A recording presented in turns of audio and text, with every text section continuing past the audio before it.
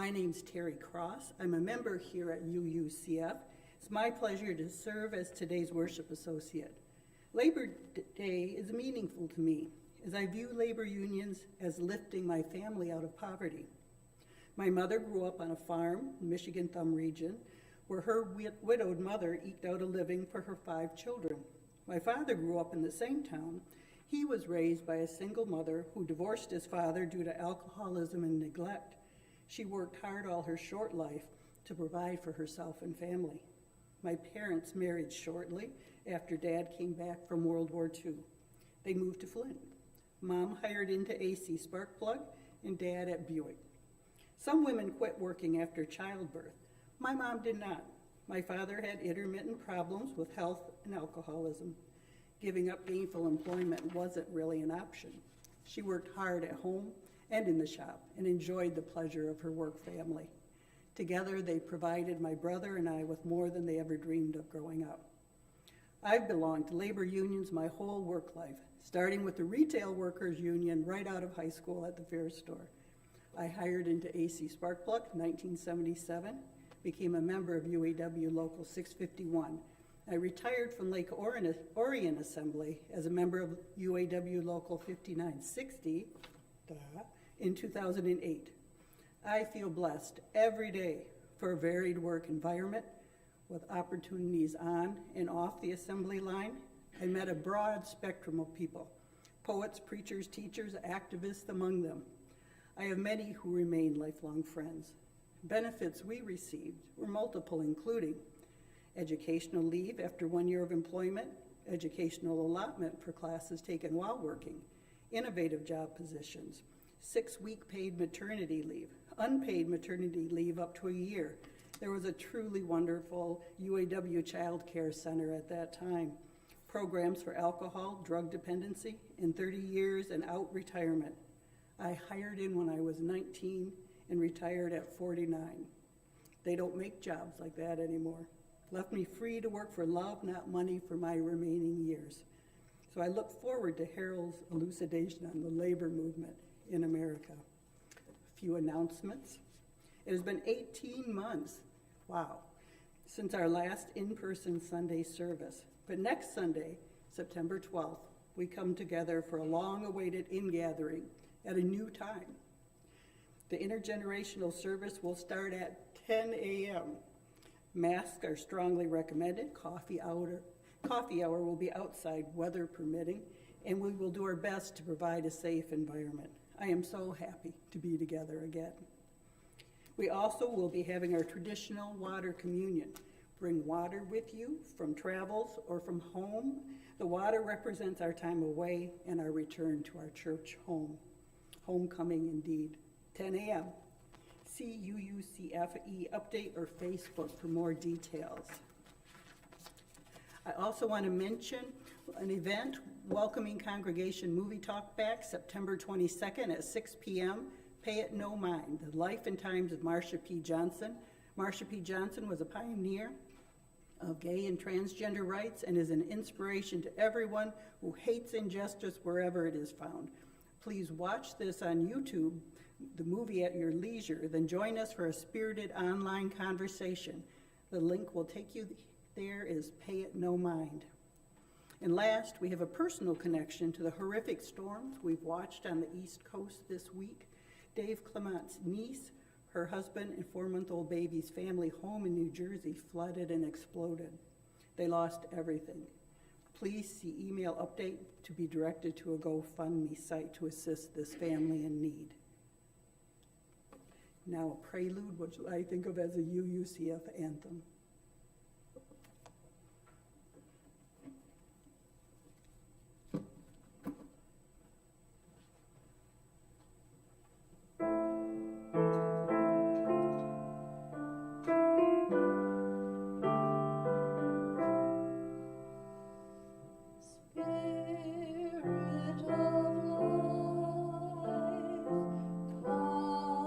Come unto me.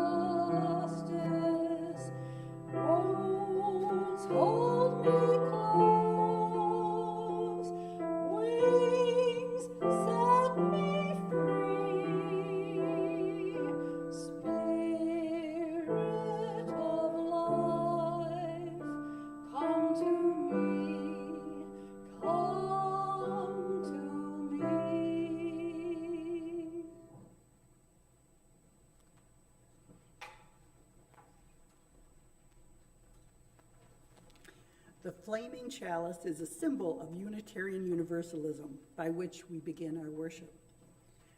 Please join me at home in lighting of your chalice.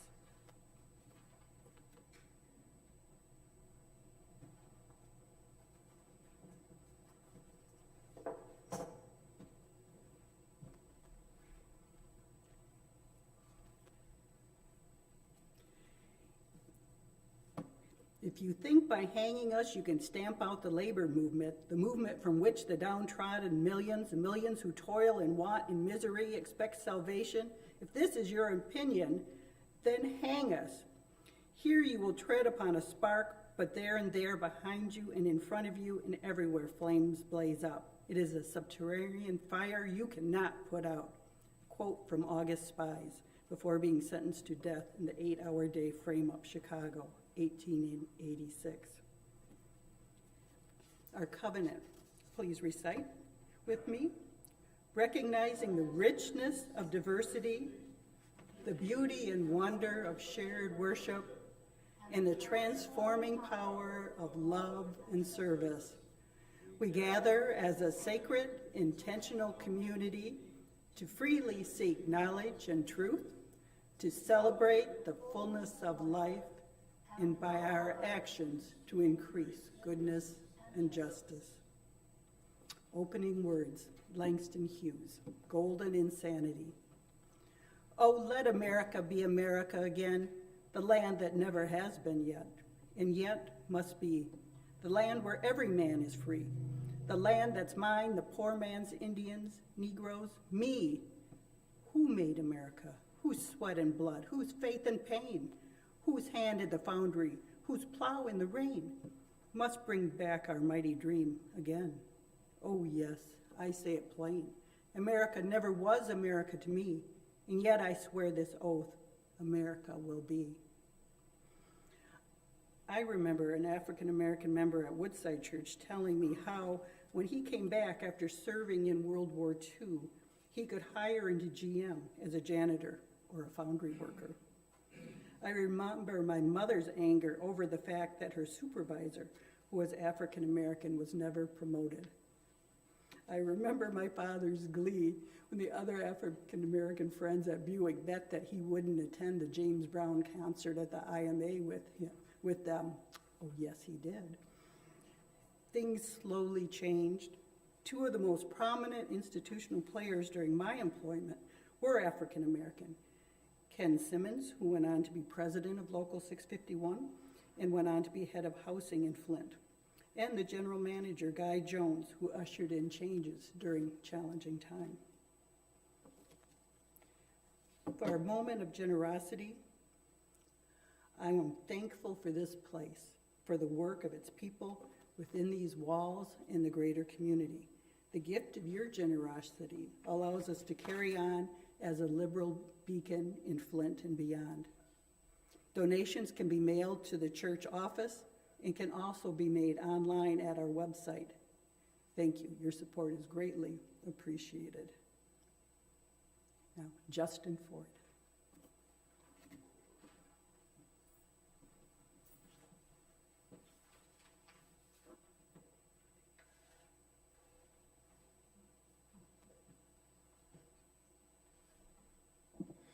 Good morning. Good morning. This is a song that I don't know who wrote it exactly, but it's been performed by many folks, including Joan Baez and Pete Seeger and others.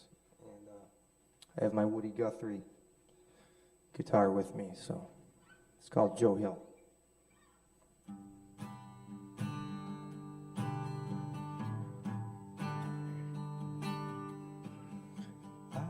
I dreamed I saw Joe Hill last night, live as you and me. Says I, but Joe, you're 10 years dead. I never died, said he. I never died, said he. The copper bosses killed you, Joe. They shot you, Joe, says I. Takes more than guns to kill a man. Says Joe, I didn't die. Joe said I'll never die.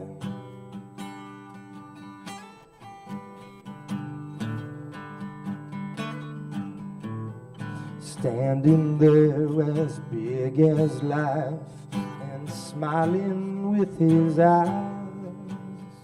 Says Joe, what they forgot to kill went on to organize. Went on to organize.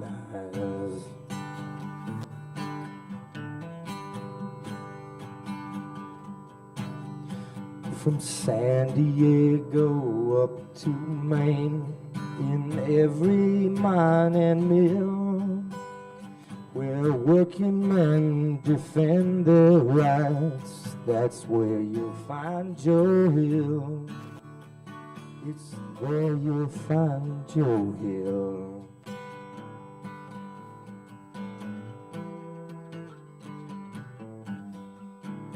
I dreamed I saw Joe Hill last night, alive as you and me. Says I, but Joe, you're 10 years dead. I never died, said he. I never died, said he.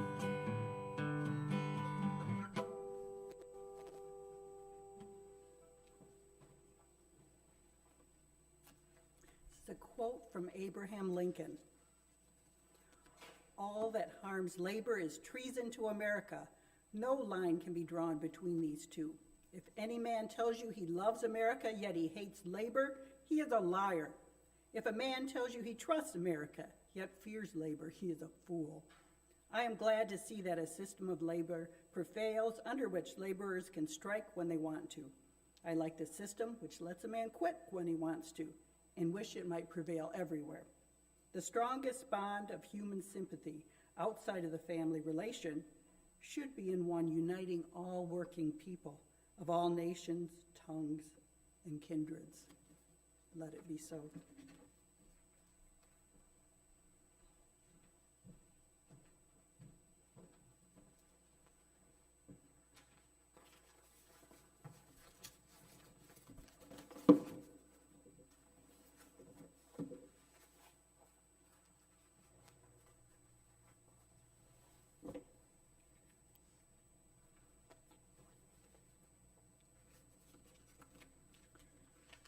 When Sue Kinsey contacted me about someone who might deliver the Labor Day message on this Sunday morning, as she couldn't find someone, I unhesitatingly offered up myself, and it is an honor for me to speak on behalf of working people. Labor Day in the USA, the first Monday of every September. Oregon, good for you, Oregon, was the first state to make it a holiday.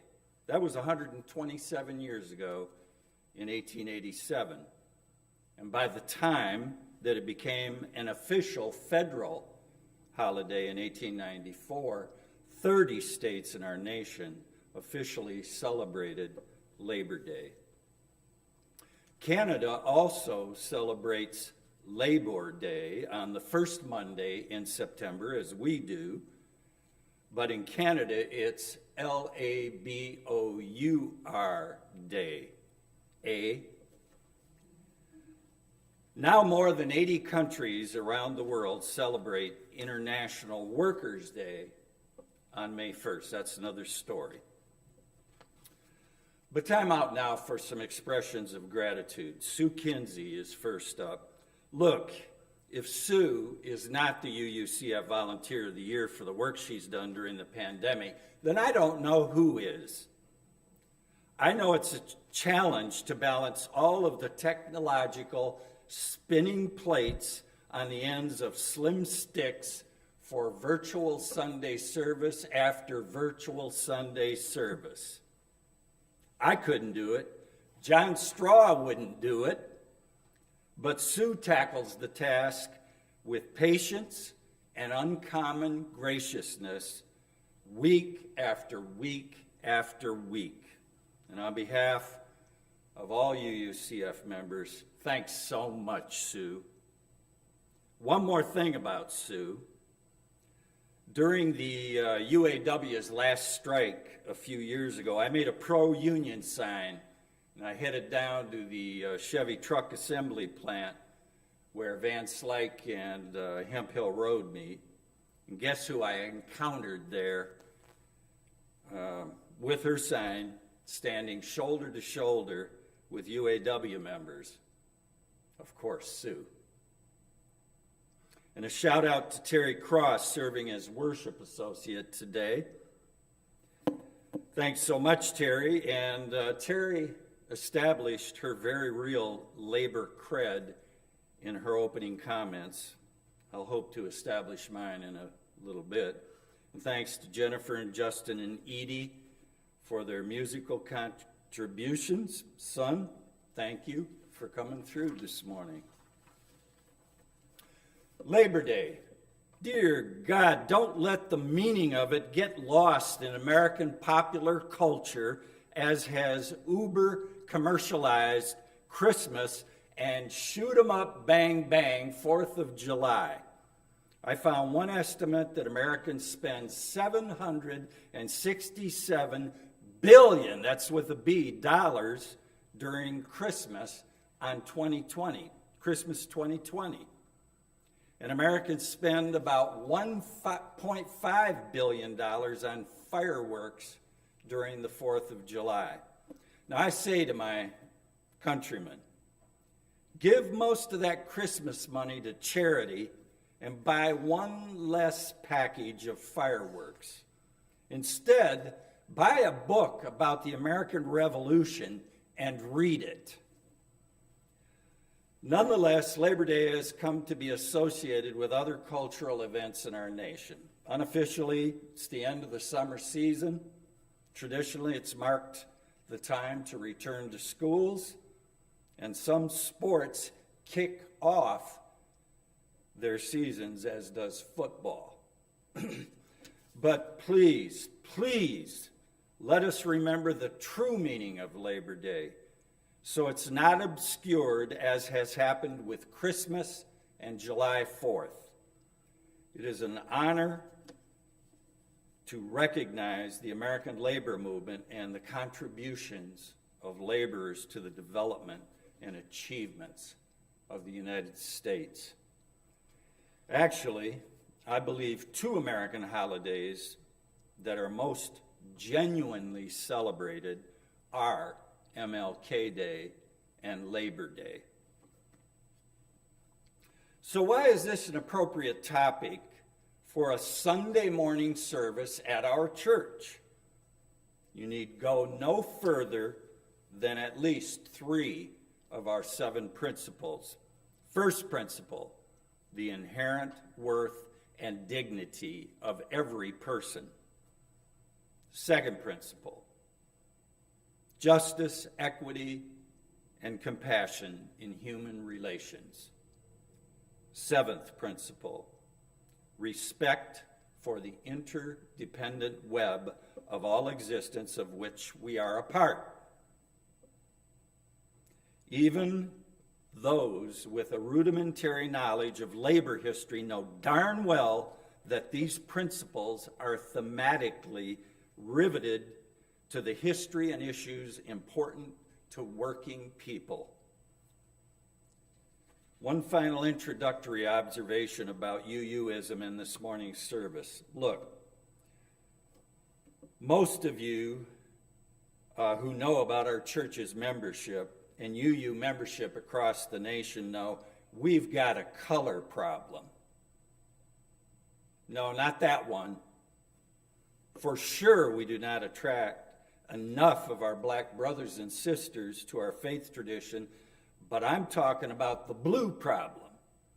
Blue-collar workers are significantly underrepresented in our congregations. And just one last related concern. I suspect attendance for this morning's service will be less than average due in part to the less than average blue membership in our church. Nationally, union membership has been declining for decades. Union membership peaked at about 35% of the workforce in 1954. Today, it's about 10%. The good news is this, however. A 2020 Gallup poll reported that 65%, a solid majority of Americans, approve of labor unions. So Terry established her blue-collar cred for this morning's service. What about mine? Fair question. So let me establish some of that labor cred. First, I came from a blue-collar family. My dad was an auto mechanic. 2 of my 4 siblings made careers in the auto factories. Several other members of my extended family were factory members. During my full-time working years, I belonged to 4 labor unions on 8 occasions of employment. I belonged to the AFS-CME, the American Federation of State, County, and Municipal Employees, when I was a water meter reader for the city of Flint for 2 years. I belonged to the Laborers Local when I worked construction thrice. I belonged to UAW when I worked at Fisher Body 1 on South Saginaw thrice. These are the coveralls and the other gear that I wore when I worked at Fisher Body 1. The only thing missing was a sweatband across the head.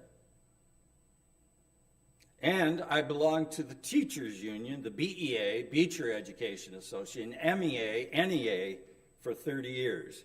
I was involved in 3 strikes. I was the picket captain on one of them.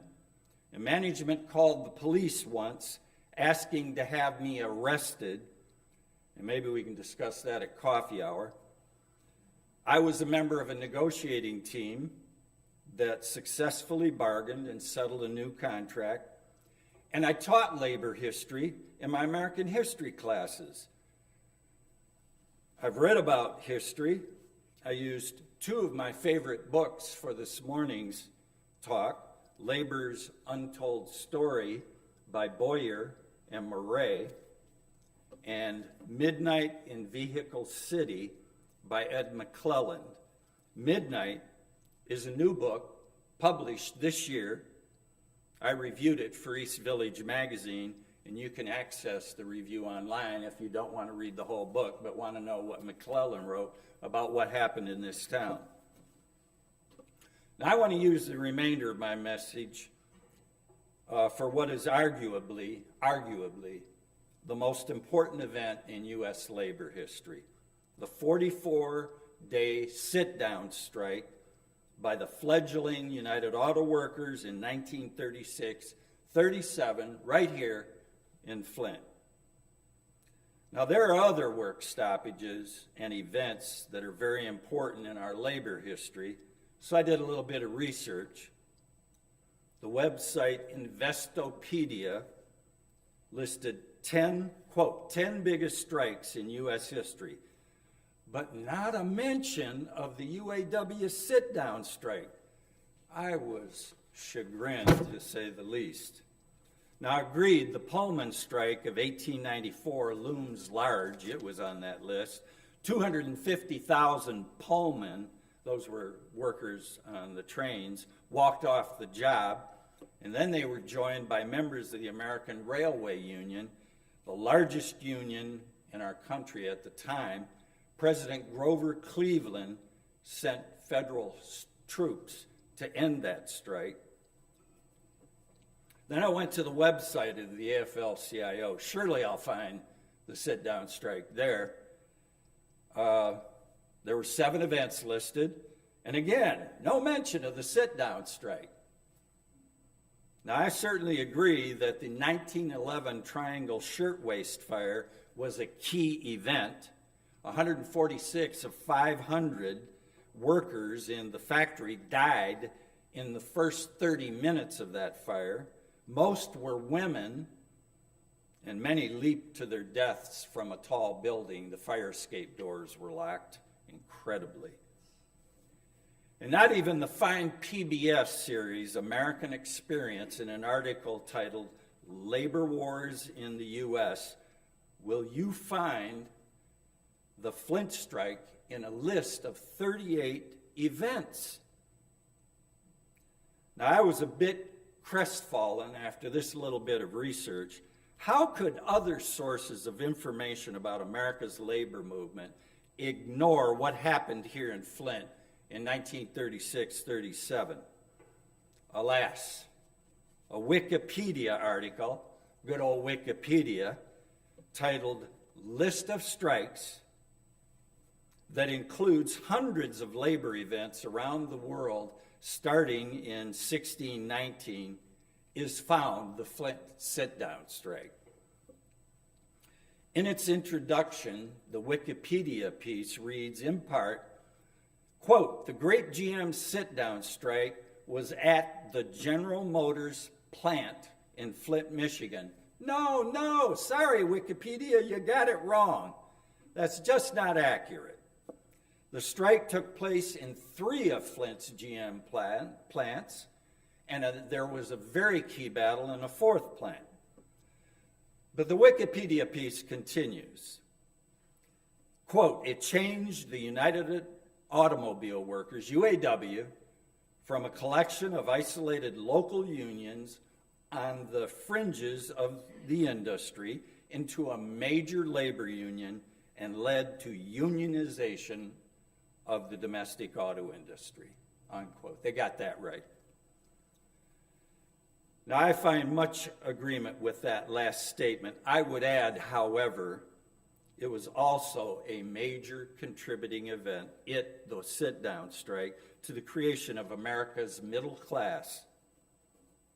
Now, many of you are familiar with the basic outline of what happened here in Flint. In the early 1900s, Flint was frequently the fastest growing urban center in America. People were drawn from all corners of the nation to work in the auto factories and companies that supplied them. My people, French and English, 7 of them were drawn from the Upper Peninsula. In 1920, they packed up lock, stock, and barrel when the copper mines were petering out, and they came here to work in the auto factories. General Motors, GM, was born here. It grew to be the largest corporation in the world. Nearly all Buick and Chevrolet automobiles rolled off Flint assembly lines.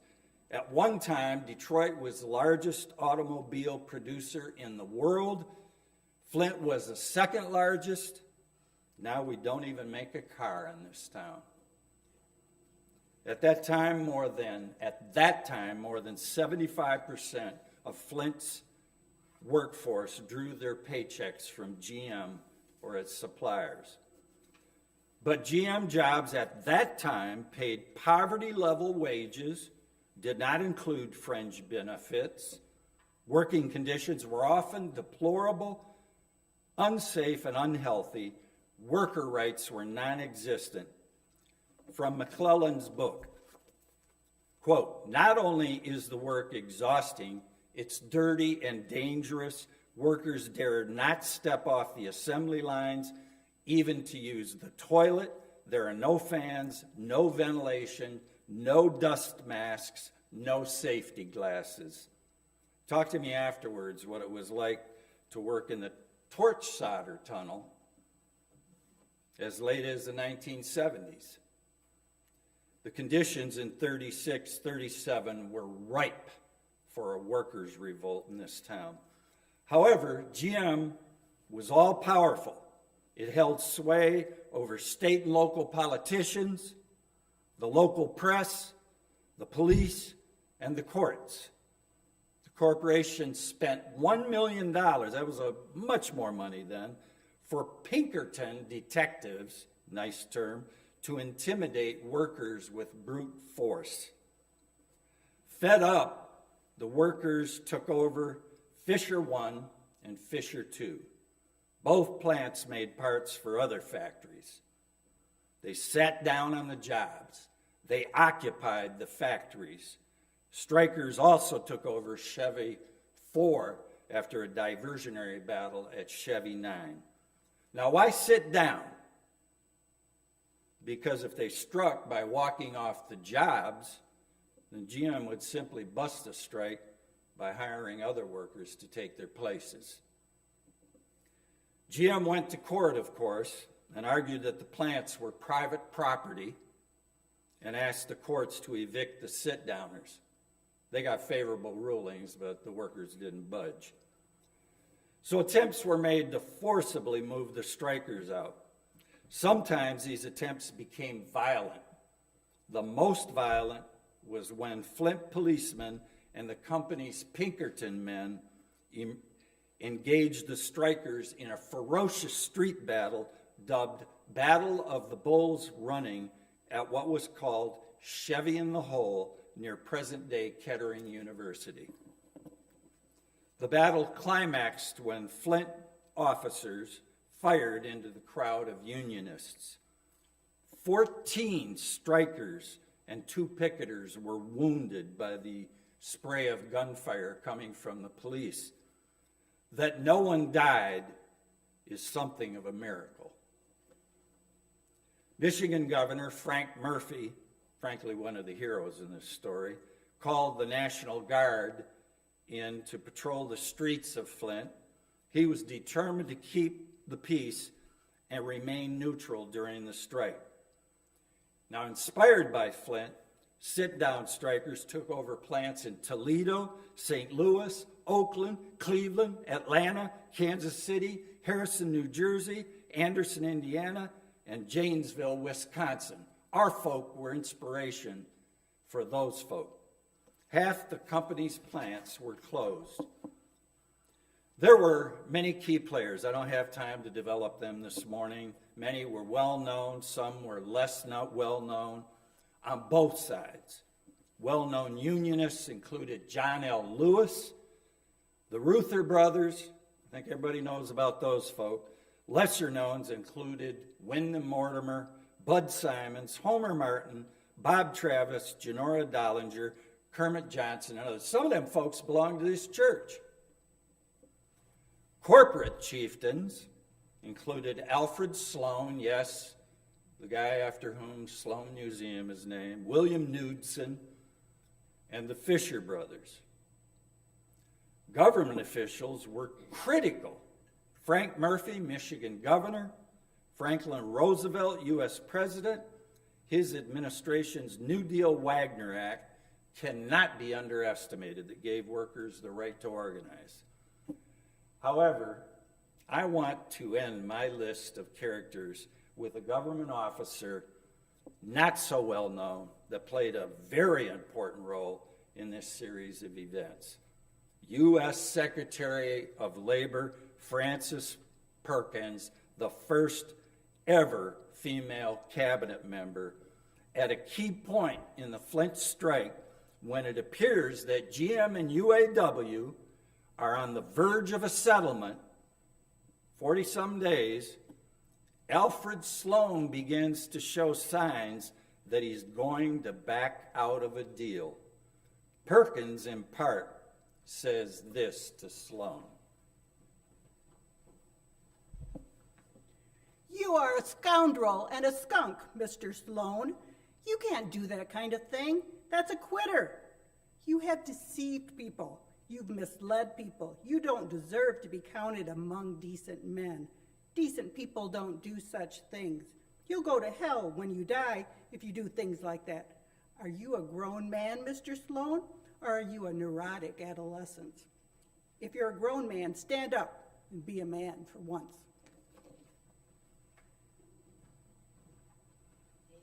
That was about the half of it. Shortly thereafter, the warring parties inked a one-page agreement which recognized the UAW as the exclusive bargaining representative for GM employees. Author McClelland says, the Flint sit-down strike is the beginning of the UAW's rise to become the nation's preeminent labor union. the union that sets the standard for wages, benefits, and working conditions for industrial laborers.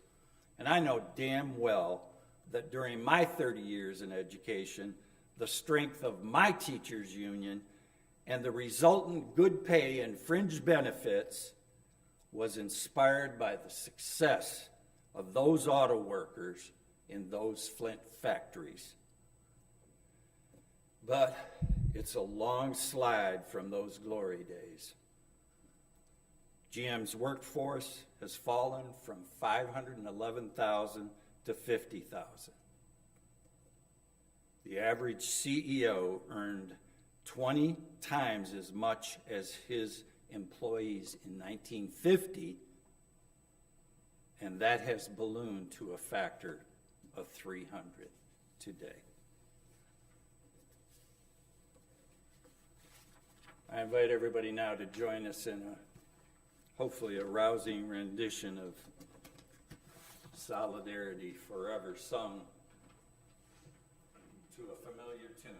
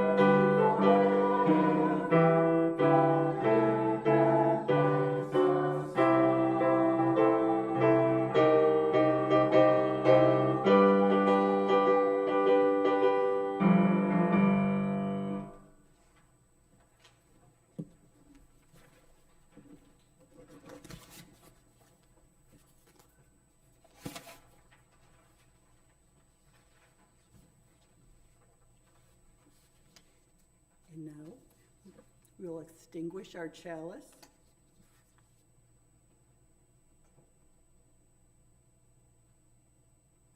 We extinguish this flame, but not the light of truth, the warmth of community, or the fire of commitment. These we carry in our hearts until we are together again. And Harold, closing words.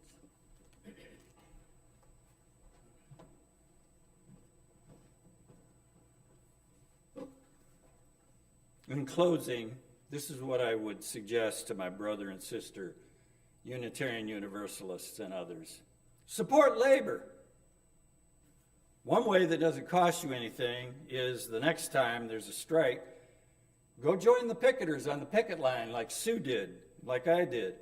Now, if you don't join the picket line, then don't cross the picket line. Don't give your business to business until they settle with their workers. Lots of workers in many sectors of the economy are fighting for better wages, fringe benefits, and working conditions at McDonald's restaurants, at Amazon warehouses, at Nissan, at Starbucks, and elsewhere. Conversely, give your money to businesses that have settled contracts with their workers, or write messages supporting labor with paper and pen or electronically and send them to the media or to the owners or stockholders of companies.